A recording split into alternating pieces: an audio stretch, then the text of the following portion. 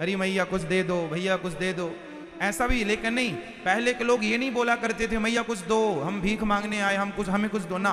पहले के लोग भजन गाने लग जाते थे। क्यों गाया करते थे, कभी सोचा आपने? इसलिए गाया करते थे कि जो भिखारी आपके घर भिक्षा मांगने आते थे तो आप आटा देते थे, गेहूं चावल जो आपकी आस्था थी वो आप देते थे। तो जो भिखारी था लेने वाला, जैसे कि मैं, अब देखो मैं इंदौर आया हूं, मैं भी आपको भजन सुनाऊंगा, कथा सुनाऊंगा और आपसे कहूंगा कि आप लोग भी थोड़ा थोड़ा दान पुण्य करो। तो हम लोग ना, पहले सवाल ये खड़ा हुआ कि भजन क्यों सुनाते हैं, कथा क्यों सुनाते हैं? क्योंकि देखो जो भिखारी होता है वो सोचता है कि मैं आपके घर से अन्न ले रहा हूं, आपके घर से रोटी ले रहा हूं, आपके घर का नमक खा रहा हूं, मेरी औकात तो है नहीं आपको कुछ देने की कि मैं आपको बदले में कुछ दे दूं। यदि मेरे पास कुछ देने के लिए नहीं है, धन दौलत आपके लिए, और आप मुझे आटा दे रहे हैं, आप मेरा पेट भर रहे हैं, तो मैं आपका ऋणी हो गया कि नहीं? आपने मुझे सीधा दिया, आटा दाल चावल दिया, तो मैं आपका ऋणी हो गया। अब मैं वो ऋण कैसे चुकाऊंगा? मैं पैसे तो दे नहीं सकता, आपकी सेवा कर नहीं सकता, ऋण, मैं सदा ऋणी मरूंगा, तो फिर ऋण चुकाने आना पड़ेगा। इसलिए पहले के लोग एक भजन सुनाया करते थे कि मैया आपने मुझे कुछ दिया तो मेरे पास कुछ नहीं है भजन के सिवा, तो मेरा भजन तुम ले लो और जो तुम्हारे पास है थोड़ा सा मुझे दे दो। हिसाब किताब वहीं का वहीं बराबर हो जाता था, ना आप ऋणी होते थे ना हम ऋणी होते थे। इसलिए ये दास अनिरुद्ध आप लोगों को भजन सुनाया करता है, कथा सुनाया करता है, और कथा सुना सुना कर आप जो देते हैं उसके बदले हम आपको कथा सुना देते हैं, कुछ भजन सुना देते हैं, तो वो हिसाब किताब क्या हो जाता है? चुक जाता है। यदि हमने आपको भजन नहीं सुनाया, हमने आपको कथा नहीं सुनाई, हमने आपको सही शिक्षा नहीं दी और सिर्फ ले लिया, तो फिर हम आपके ऋणी हो जाएंगे। फिर वो ऋण चुकाने के लिए आना पड़ेगा। इसलिए कौन आए जाए बार बार जन्म मृत्यु के चक्कर में पड़े। इसलिए यदि किसी को भगवान ने इस योग बनाया है कि चलो आपका गुजारा भीख मांगने से होगा, तो कुल मिला के कहने का भाव ये है कि पहले हमारे जमाने हमारे देश के भिखारी भी ऐसे थे कि फ्री में आपसे भीख भी नहीं लेते थे, भीख के बदले आपको भजन सुनाया करते थे, भगवान का नाम सुनाया करते। कुछ ना आवे तो श्री कृष्ण गोविंद हरे मुरारी हे नाथ नारायण वासुदेवा ही कह दिया करते थे। सही है ना? भगवान संत क्या दे सकते हैं? कथा सुना देंगे मस्त भगवान की, नाम कीर्तन करा देंगे भगवान का, या दिव्य ज्ञान की बातें सुना देंगे, हिसाब बराबर, कोई कर्जा नहीं चढ़ा। तो संतों के पास यही है, जहां बैठे वहां भगवान नाम, हमारो धन राधा श्री राधा श्री राधा, पायो जी मैंने राम रतन धन पायो। क्या करें, हमारे देश का धन शुरू से आज तक भगवान का नाम ही हमारा धन रहा है। सबसे बड़ा धन क्या है? भगवान का नाम। तो ऐसे आप सभी भक्तों का मैं ऋणी हूं, और वो ऋण आपको भगवान की कथा सुना सुना करके चुका रहा हूं, और वो चुकाता ही रहूंगा आप सबका ऋण, है ना मैया? आपको याद नहीं आती थी हमारी? चलो इसलिए बिहारी जी ने भेज दिया, जाओ भक्तों को कथा सुनाओ। आज से कथा संस्कार चैनल पर अब दोपहर 1 बजे से 4 बजे तक आपको नित्य कथा संस्कार चैनल पर मिला करेगी रोज। अब आप लोग संस्कार टीवी पर, संस्कार चैनल पर 1 बजे से, दोपहर 1 बजे से शाम को 4 बजे तक आपको कथा नित्य प्रति श्रवण करने का अवसर संस्कार टीवी पर मिला करेगा। इसलिए संस्कार चैनल पर ही आप कथा श्रवण किया करें। अभी आप प्रेम पूर्वक आइए भगवान की अमृतमयी वाणी को श्रवण करें। सच्चिदानंद रूपाय विश्वोत्पत्त्यादि हेतवे तापत्रय विनाशाय श्री कृष्णाय वयं नुमः। भागवत, भागवत में 4 अक्षर है, भागवत। भागवत भांति सर्वेषु लोकेषु, जिस भागवत का भली भांति सभी लोकों में विस्तार है वो भागवत जी है। जिसका गुणगान गण्यते नारद आदि भी गुणगान करते हैं। वर्तते शास्त्रेषु सर्वेषु, जिनका सभी शास्त्रों में वर्णन है। तस्माद् भागवतम विदु, ऐसी भागवत जो जीव मात्र का कल्याण करने के लिए इस कलिकाल में प्रकट हुई। भागवत क्या है? भगवान का वांगमय स्वरूप श्रीमद् भागवत। भागवत 18,000 श्लोकों का महाग्रंथ है। भागवत और भगवत गीता दोनों अलग अलग विषय हैं। भागवत किसे कहते हैं? भागवत भी भगवान की वाणी है और गीता भी भगवान की वाणी है। फर्क सिर्फ इतना है कि भागवत में भगवान के पूर्ण संपूर्ण बाल चरित्र, पूरी लीलाएं, पूरी कथाएं, जन्म से लेके आखिरी लीला भगवान की भागवत जी में है। और गीता जी में केवल भगवान की वाणी, अर्जुन को केवल उपदेश है। तो केवल ज्ञान गीता में है और भगवान की पूरी लीला जन्म से लेके आखिरी लीला तक सब कुछ भागवत जी में है। गीता जी में 700 श्लोक हैं और भागवत जी में 18,000 श्लोक हैं। भागवत जी में कितने श्लोक हैं मेरी माँ? 18,000। और भगवत गीता में सिर्फ 700। भागवत जी किसने सुनाई? किसको सुनाई? भागवत सबसे पहले भगवान श्रीमन नारायण ने ब्रह्मा जी को सुनाई। ब्रह्मा जी ने अपने पुत्र नारद जी को सुनाई। भागवत जी नारद जी ने वेद व्यास जी को सुनाई 4 श्लोकों की। और फिर वेद व्यास जी ने अहमेवासमेवाग्रे नान्यद् यद् सत्सत्परम, ये 4 श्लोक फिर वेद व्यास जी ने 4 श्लोकों से 18,000 श्लोकों का विस्तार किया। फिर उन्होंने भागवत सुनाई अपने पुत्र श्री वेद व्यास जी ने पुत्र श्री शुकदेव भगवान को। शुकदेव भगवान ने शुकताल में भागवत सुनाई राजा परीक्षित को। और परीक्षित ने जब सुनी तो वहां सूत जी ने भी सुनी, जिनके माध्यम से हम तक ये भागवत पहुंच गई। सबने सुनी उसके बाद। और श्रीमद् भगवत गीता कुरुक्षेत्र में भगवान ने सिर्फ अर्जुन को सुनाई। अर्जुन के अतिरिक्त भीष्म पितामह ने सुनी, संजय ने सुनी, हनुमान जी ने सुनी। ऐसे महापुरुषों ने भगवत गीता श्रवण की। भागवत जी में 6 अध्यायों में पहले महिमा कही गई है। पद्म पुराण की महिमा है ये। भागवत जी की महिमा पद्म पुराण में लिखी है कि भागवत श्रवण करने से क्या होता है। पहले महिमा सुनाई गई। सच्चिदानंद रूपाय विश्वोत्पत्त्यादि हेतवे। सतचित आनंद भगवान का स्वरूप कैसा है भागवत जी में बताया गया है। सतचित आनंद भगवान कैसे हैं? सच्चिदानंद। भगवान, आप में से कितने लोगों ने भगवान का दर्शन किया है? किसने भगवान को देखा है? जिसने भगवान को देखा वो हाथ उठाइए।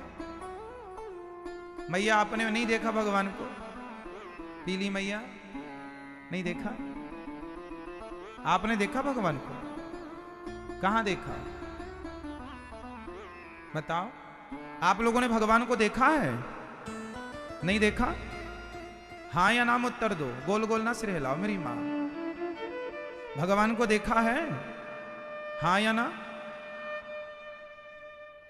ये मैया कह रही नहा, ना भी से कह रही और हाँ भी नहा।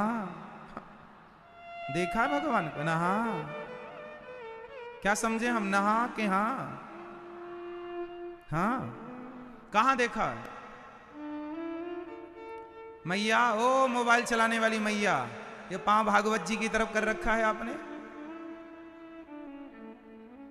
बताओ, भगवान जी को देखा है आपने? कहां कहां देखा आप लोगों ने? भगवान को हम लोगों ने सब जगह सब समय देखते हैं। भगवान इस संसार में जो दिख रहा है, जो दृष्टि गोचर है, जो हमारी आंखों के सामने है, जिसे हम देख पा रहे हैं, वो कौन है? कौन है वो? भगवान ही तो है। अब आप कहेंगे महाराज जी जो दिख रहा है वो भगवान है। हाँ, जो दिख रहा है सब भगवान है। अब आप कहेंगे कैसे? ऐसे, आप अब गर्मी आ गई और आपको ठंडा पानी पीना है तो कुम्हार भाई के पास जाकर आप क्या मांगते हैं? भैया जरा हमें एक सुंदर सा क्या दो, जोर से, क्या? घड़ा। हे कुम्हार भैया हमें क्या दो? घड़ा दो, क्योंकि गर्मी आ गई है, हमें इसमें पानी पीना है। क्या मांगते हो आप? घड़ा। परंतु आप जरा विचार करना, वो घड़ा है जो आप मांगने गए, वो घड़ा है? क्या है वो? वो सिर्फ माटी है, वो घड़ा है ही नहीं। घड़ा नाम दिया गया है, ऊपर से नीचे तक उसमें क्या है? उस घड़े में जो कुम्हार भाई की दुकान में मिलता है, उस घड़े में माटी के सिवा कुछ होए तो मुझे बताओ। है? है? हाँ या ना? है? है कुछ नहीं, है माटी। है क्या? है क्या? माटी। पर आपने कहा क्या? घड़ा। क्यों कहा? माटी को घड़ा क्यों कह दिया आपने? क्योंकि व्यवहार में उसे घड़ा ही बोला जाता है। जब तत्व की दृष्टि से देखा जाएगा तो वो घड़ा नहीं होगा, वो माटी है, लेकिन व्यवहार में उसे घड़ा कहा जाता है। जैसे आप माटी को आप देख रहे हैं माटी, पर कह रहे हैं घड़ा। देख रहे हैं माटी पर कह रहे हैं घड़ा। यही तो भ्रांति है। देख रहे हैं भगवान को और उसी भगवान को आप कह रहे हैं संसार। ये जो संसार है, जैसे माटी ही घड़ा बनी, ऐसे भगवान ही संसार के रूप में दिखाई पड़ रहे हैं। अज्ञानवश उस माटी के घड़े को, माटी को हम घड़ा नाम देते हैं, अज्ञानवश भगवान को हम संसार कहते हैं। जो दिख रहा है वो सब ईश्वर है। सीय राम मैं सब जग जानी, सर्वम खल विदम ब्रह्म, निज प्रभु मैं देखहि जगत कहि सन करहि विरोध, सो हम तत्वमसी। सब कह रहे हैं सब भगवान है, उनके सिवा कभी कुछ था ही नहीं। इसलिए हरि व्यापक सर्वत्र समाना, प्रेम ते प्रगट हो ही मैं जाना। अच्छा एक बात बताओ, भगवान सब जगह रहते हैं, सब में व्यापकता है परमात्मा की। भगवान को देखना हो तो क्या करना पड़ेगा? क्या करना पड़ेगा? दही में घी है, दही में मक्खन है, पर मक्खन तक पहुंचने के लिए क्या करना पड़ेगा? मथना पड़ेगा। उसी तरह कण कण में भगवान है, पर उस कण कण के भगवान तक पहुंचने के लिए अपने मन को मथना पड़ेगा, भक्ति करनी पड़ेगी, प्रेम करना पड़ेगा। वो प्रेम की मथानी उठाइए और भाव की रस्सी से मथ डालिए, और जब मंथन कर डालेंगे तो आपके हृदय में ही ईश्वर का प्राकट्य हो जाएगा, हृदय में ही भगवान प्रकट हो जाएंगे। ईश्वर कहीं बाहर का विषय ही नहीं है, भगवान तो सबके भीतर हैं, बाहर भी हैं भीतर भी हैं। इसलिए सत्य है, ईश्वर सत्य, चित्त मीन्स प्रकाश, सबके भीतर विराजमान, आनंद के सागर हैं। भगवान आनंद के सागर हैं। आप में से कितने लोगों को सुख चाहिए? किसको सुख चाहिए? सबको चाहिए। जो नहीं उठा रहे हैं उनको ज्यादा चाहिए हाथ, पर आलस्य इतना है कि हाथ कौन उठाए। किस किस को सुख चाहिए? सबको सुख चाहिए। सुख कहां है बताओ? जहां सुख है आप वहां जाते नहीं, और जहां सुख नहीं है आप वहां जाते हैं। सुख कहां है? बाहर सुख है कि भीतर? इसलिए मेरी मां, बाहर ना देखो, भीतर देखो। भीतर मीन्स, भीतर देखना क्या है? दशरथ जी 10 रथ हैं और रावण में भी 10 हैं, दशानन। रावण में भी 10 संख्या जुड़ी है और दशरथ जी में भी 10 संख्या जुड़ी है। दशरथ जी जो हैं ये 10 रथ हैं और दशानन क्या है? हमारी 10 इंद्रियां होती हैं, 5 ज्ञानेंद्री प्लस 5 कर्मेंद्री। ये 10 इंद्रियों को जब जोड़ दिया जाए और ये 10 इंद्रियां बाहर सुख ढूंढने लग जाए, बाहर जब ये इंद्रियां बाहर सुख ढूंढने लग जाती हैं ना, उसे कहते हैं दशानन। और जब ये 10 इंद्रियां अपने भीतर सुख ढूंढने लग जाती हैं, उसे कहते हैं दशरथ। तो जो बाहर नहीं भीतर सुख ढूंढते हैं उनके घर तो प्रकट होते हैं भगवान, और जो सुख बाहर ढूंढता है वो भगवान उसका वध कर देते हैं, नाश कर देते हैं। इसको और सही ढंग से समझो। बाप अपनी बेटी से क्या कहता है? मां अपने बेटे से क्या कहती है? अरे बेटा बाहर ना घूमा कर, बाहर ना देखा कर, घर के काम काज को देख, बाहर ना देख। क्या देख? घर को देख। समझ रहे हैं? अच्छा एक बात बताओ, जो बेटा या जो बेटी बाहर ज्यादा देखने लग जाए तो वो ठीक ठीक है कि गलत गलत है? सही है या गलत है?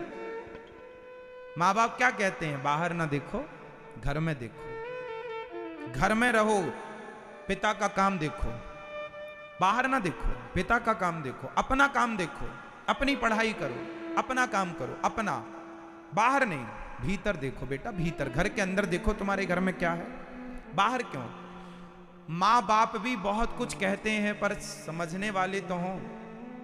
शास्त्र संत यही कहते हैं बाहर ना देखो, भीतर देखो।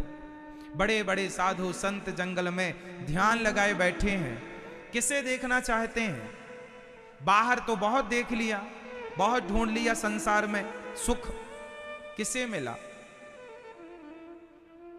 इसलिए मिलता है सच्चा सुख केवल भगवान तुम्हारे चरणों में। सुख चाहिए हो तो अंतर्मुखी हो जाओ। क्या हो जाओ मेरी मां? जोर से क्या हो जाओ? अंतर्मुखी। बाहर ना देखो। हमारी पड़ोसन कितनी अच्छी है और कितनी बुरी है, हमारा पड़ोसी कितना अच्छा है या कितना बुरा है, ये मत देखो कि वो कितने अच्छे और कितने बुरे हैं, ये देखो कि हम कितने अच्छे और हम कितने बुरे हैं। जो आदमी पड़ोसी और पड़ोसन की अच्छाई और बुराई देखे, जो आदमी दूसरों की अच्छाई बुराई देखे, वो बहिर्मुखी होता है। अच्छा ये बताओ, आपकी पड़ोसन ज्यादा बुरी है कि आप खुद? आपका पड़ोसी ज्यादा बुरा है या आप खुद? जोर से। मैया, ओ मोबाइल वाली मैया, देखो मुंह में हाथ लगा के मस्त चल रही है पंचायत, ये देखो। हो गई मेरी माँ? कर लो थोड़ी और। नहीं नहीं कर लो मेरी माँ। ये बुढ़िया के बाल कौन बेच रहा है भाई? कथा सुनने आए हो कि बाजार में?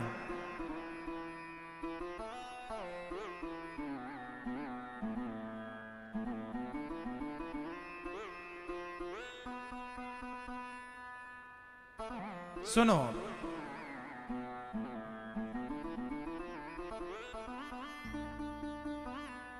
तो मैया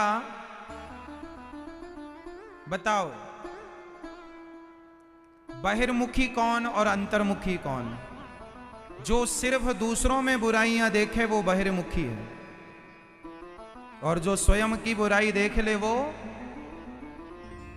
दूसरों की कमी निकालना सरल है, खुद की कमी निकालना कठिन है। कौन सरल है कौन कठिन है बताओ? दूसरों की बुराइयां ढूंढना सरल है या खुद की बुराइयां ढूंढना सरल है? जोर से मेरी मां, किसकी बुराई ढूंढना सरल है? सरल किसकी बुराई देखना है? दूसरों में कमियां देखना, दूसरों की बुराइयां देखना सरल है, पर खुद की बुराई, खुद की कमियां देखना कठिन है।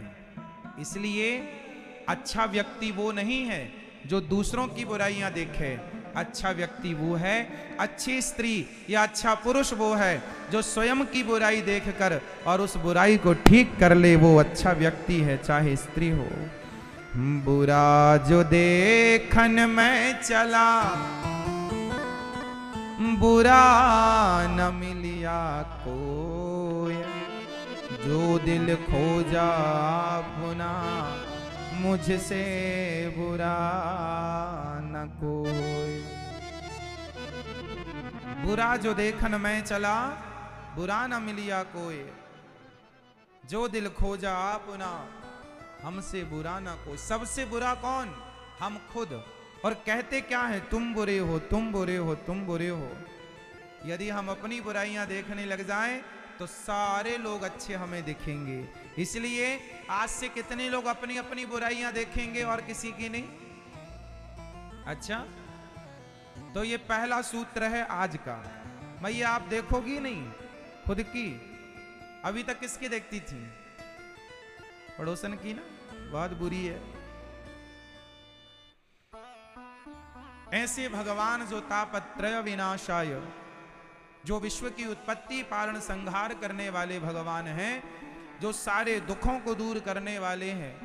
अच्छा, दुख दूर कौन कर सकता है? बताओ मेरी मां,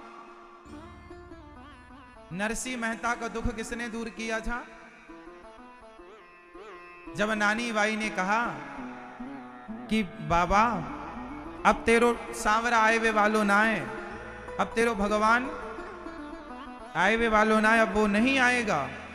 तो नरसिंह जी ने कहा, बाई आसी आसी आसी, मन घणो भरोसो आसी, हमें पूरा विश्वास है बाई वो आएगा जरूर। बाई ने कहा, नानी बाई ने कहा नहीं आएगा, तुम झूठा उसका नाम जपते रहते हो, छोड़ दो उसका नाम, नहीं आएगा, वो समय से नहीं आता।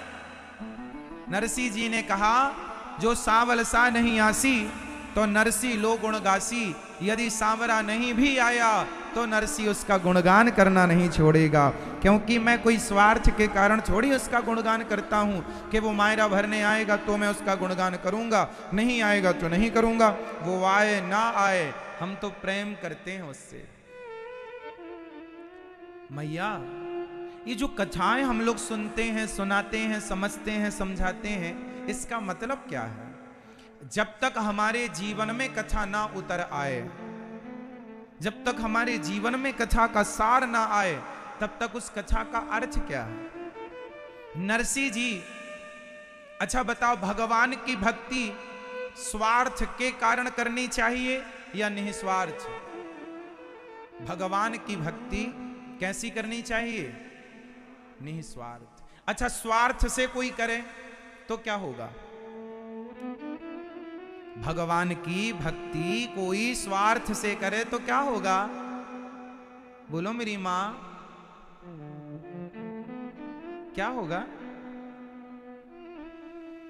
भगवान की भक्ति कोई स्वार्थ से करे तो उसका जब तक स्वार्थ है तब तक तो वो भक्ति करेगा। स्वार्थ यदि सिद्ध नहीं हुआ तो भक्ति नहीं करेगा। कैसे, मैं आपको समझाता हूं।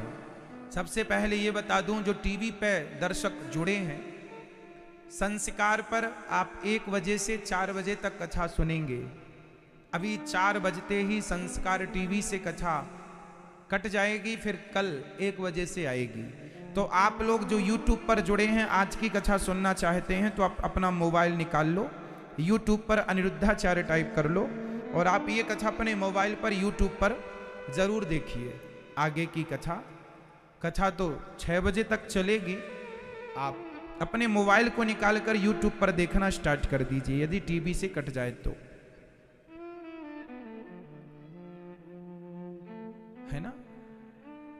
YouTube पर अनिरुद्धाचार्य से टाइप कर लो, चैनल को सब्सक्राइब कर लो। आज YouTube पर पूरे भारत देश का आध्यात्म जगत का सबसे बड़ा परिवार YouTube पर अनिरुद्धाचार्य परिवार है, जिसमें 1,08,00,000 लोग जुड़े हैं। कितने लोग जुड़े हैं मेरी मां? 1,08,00,000 लोगों का परिवार YouTube पर है। तो आप भी इस परिवार से जुड़िए, चैनल को सब्सक्राइब करके शेयर कर लो और आगे की वाणी YouTube पर सुनिएगा।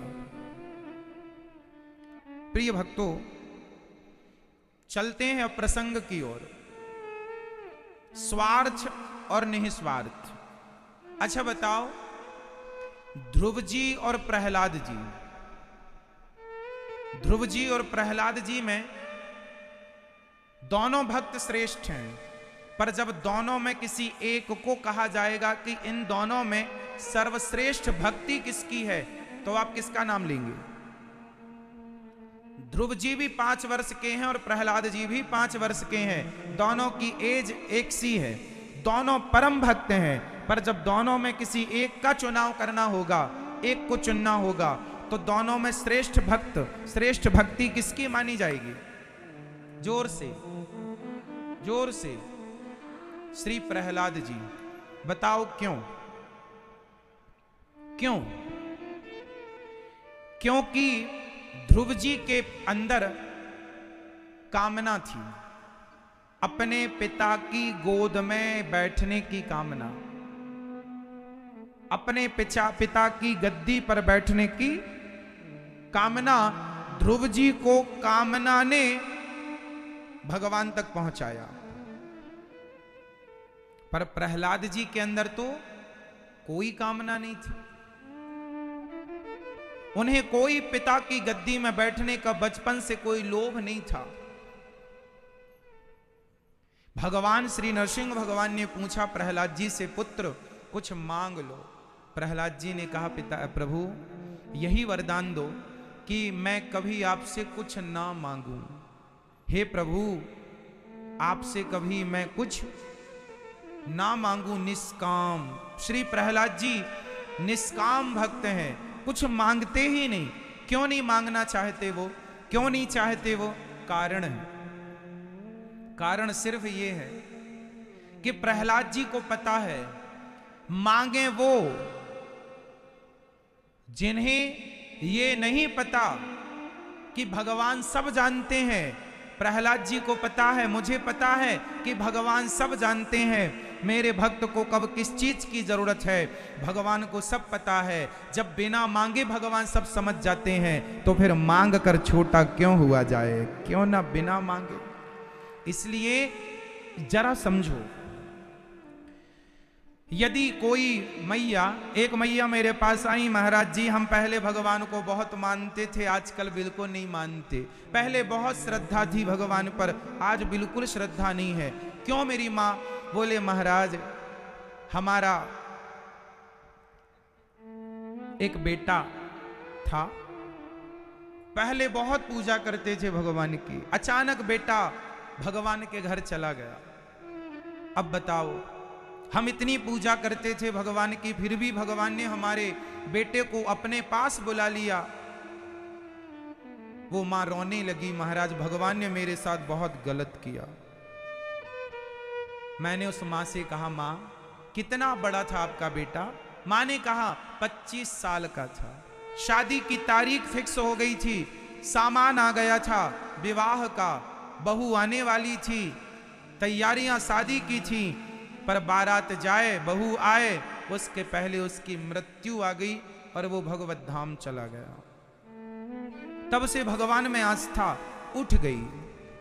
मैंने कहा अच्छा, तो क्या भगवान की भक्ति आप अब मैंने क्या कहा, ये दुख यदि आप में से किसी का है तो मैं आप सबसे ये बात कहूंगा और इस बात को सब समझिएगा।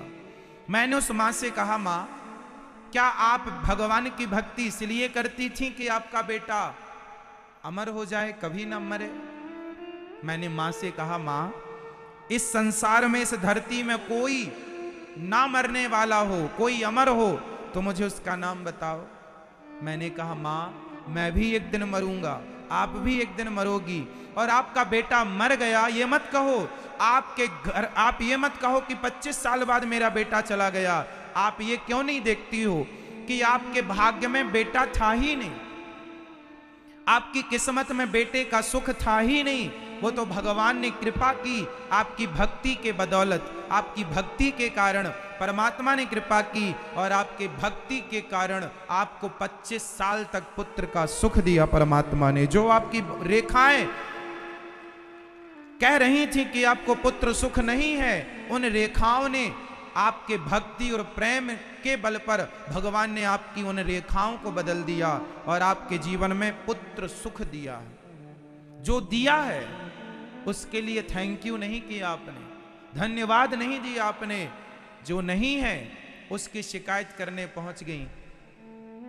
इस संसार में बताओ कौन अमर है? जो अमर है उनके नाम बता दो। अश्वत्थामा बलिर्व्यासो हनुमानश्च विभीषण।